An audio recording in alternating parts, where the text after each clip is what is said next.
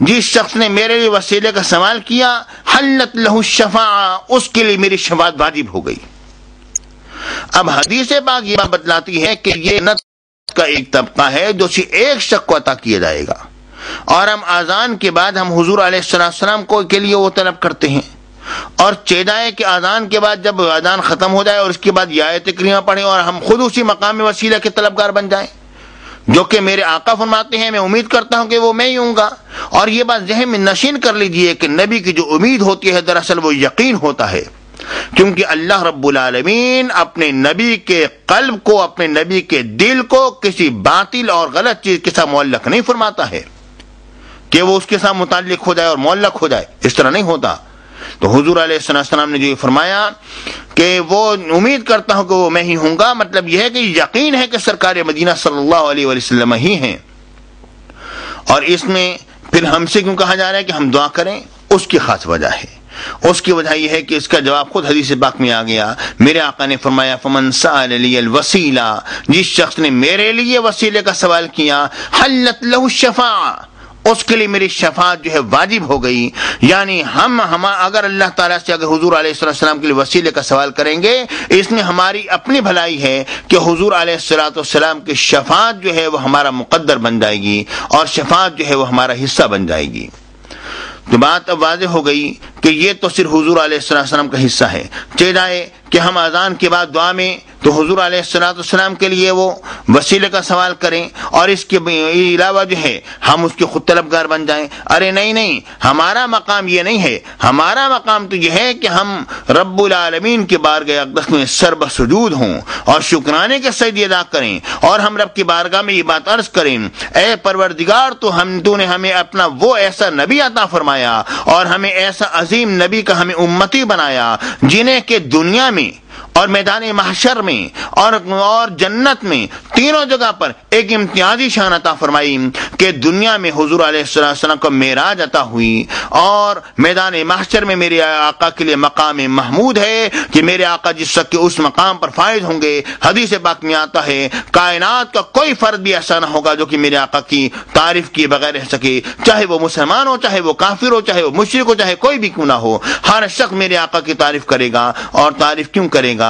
بات یہ ہے کہ جس سے حسن سامنے آتا ہے بے اختیار زبان سے تعریف نکل جاتی ہے، اور میرے آقا کا حسن و جمال تو روز محشر میں دیکھنے کے قابل ہوگا۔ میرے آقا کے حجابات مکمل ہٹ چکے ہوں گے، اور حسن مصطفیٰ جو ہے مکمل طور پر ظاہر اور عیاں ہو چکا ہوگا۔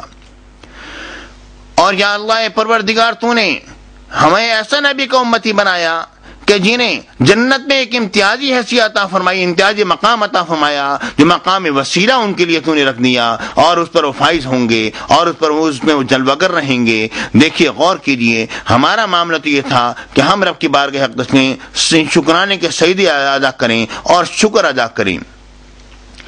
بہرحال یہ بات واضح ہو گئی کہ آیت کریمہ میں وسیلے سے مراد جو ہے وہ جنت کا طبقہ نہیں ہو سکتا ہے، نہ حدیث پاک اس چیز کی متقاضی ہے کہ جنت کا طبقہ ہو سکے، اور نہ ہی ہماری عقل اس چیز کو جائز رکھتی ہے کہ جنت کا طبقہ ہو سکے۔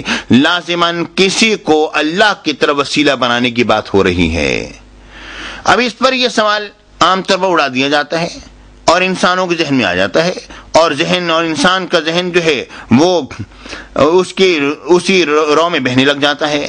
دیکھیے بات یہ ہے کہ جب رب العالمین نے فرما دیا وَنَحْنُ أَقْرَبُ إِلَيْهِ مِنْ حَبْلِ الْوَرِيدِ کہ ہم تو انسان کی رگے جاں سے بھی زیادہ قریب ہیں، تو جب رب العالمین ہماری رگے جاں سے بھی زیادہ قریب ہو گیا تو جو پہلے سے قریب ہے اس کے لیے وسیلہ طلب کرنے کا کیا مقصد ہوگا؟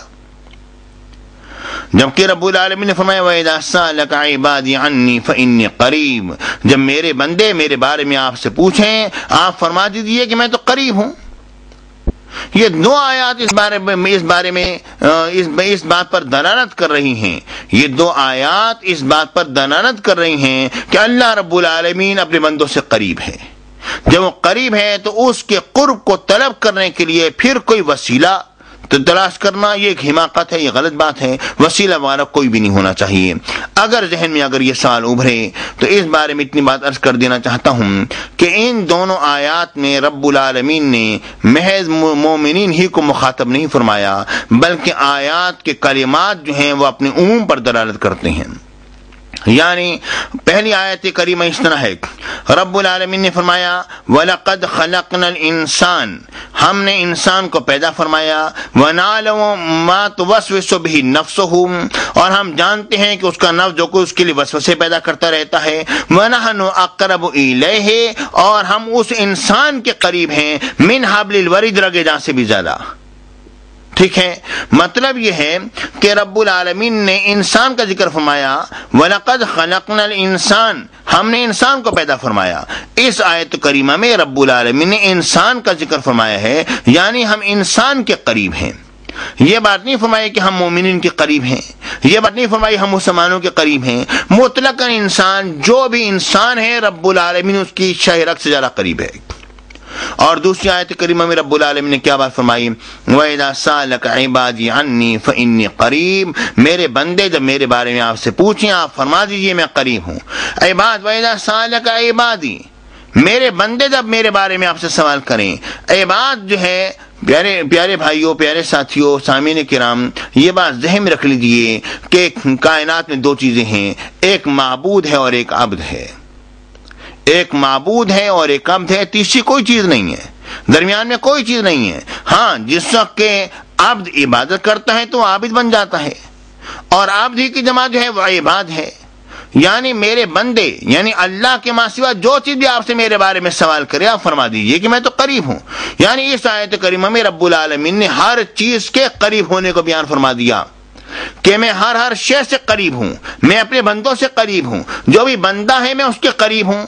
ایک معبود ہے اور ایک عبد ہے، ظاہر سی بات ہے۔ تو اللہ رب العالمین ہر شے سے قریب ہے۔ تو جب ہم نے یہ بات سمجھ لی کہ ان دونوں آیات نے رب العالمین نے مومنین کو ہی مختص نہیں فرمایا، مسلمانوں ہی کا محض بیان نہیں فرمایا، بلکہ ان آیات میں رب العالمین نے ایک کھلی بات فرمائی ہے کہ ہم انسانوں کے رگ جان سے زیادہ قریب ہیں، ہم اپنے بندوں سے زیادہ قریب ہیں۔ تو اس کا مطلب کیا ہو گیا؟ مطلب یہ ہو گیا کہ پھر اللہ تعالیٰ تو ہر ایک سے قریب ہو گیا۔ جب ہر ایک سے قریب ہو گیا تو پھر اسلام لانے کی ہی کیا ضرورت ہے؟ کیونکہ ہم تو اسلام اس لیے لے کر آئے کہ ہم رب کے قریب ہو جائیں، اس لیے اسلام لے کر آئے نا۔ پھر رب العالمین نے رسولوں کو کیوں بھیجا؟ پروردگار نے کتابوں کا نازل کیوں فرمایا؟ اگر اللہ ہم سے قریب ہے اور ہم بھی اللہ سے قریب ہو گئے ہیں تو اللہ تعالیٰ نے پھر کتابوں کا نازل کیوں فرمایا؟ رب العالمین نے رسولوں کو کیوں بھیجا؟ رسولوں کا بھیجنا اس بات کی دلیل ہے کہ رب العالمین تو ہم سے قریب ہے مگر ہم رب سے قریب نہیں۔ کتابوں کا نازل فرمانا اس بات کی دلیل ہے کہ رب تو ہم سے قریب ہے مگر ہم رب سے قریب نہیں۔ ہمیں رب سے قریب ہونے کے لیے رسولوں کی ضرورت ہے، ہمیں رب سے قریب ہونے کے لیے کتابوں کی ضرورت ہے۔ تو اب یہ بات بالکل واضح ہو گئی کہ اللہ تو ہر ایک سے قریب ہے، کیونکہ پروردگار نے فرما دیا ہے، مگر اللہ کے قریب ہونے سے یہ بات ضروری نہیں ہے کہ ہم بھی اللہ کے قریب ہو جائیں۔ آپ سوچیں گے یہ بات کیسے کہہ دیا آپ نے؟ کیونکہ جب یہ انگلی اس انگلی کے قریب ہے تو لازماً یہ انگلی بھی تو اس انگلی کے قریب ہوگی نا۔ یہ کیسے ممکن ہے کہ اللہ تو ہم سے قریب ہو جائے اور ہم قریب نہ ہوں؟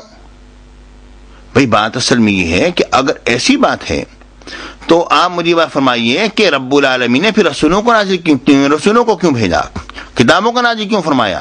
اصل میں ساری خرابی یہاں سے لازم آئی کہ آپ نے غیر محسوس کو محسوس پر قیاس کر لیا۔ اللہ رب العالمین غیر محسوس ہے اور اس کا کوئی جسم نہیں ہے، اس کا وجود ہے۔ اللہ کے وجود کو ہم مانتے ہیں مگر اس کا جسم نہیں ہے۔ آپ کہیں گے یہ کیسے ممکن ہے کہ جسم نہ ہو مگر وجود ہو؟ میں آپ سے پوچھتا ہوں، مجھے فرمائیے کیا آپ نے کبھی زمانے کا جسم دیکھا؟ زمانے ماضی بھی ہے، زمانے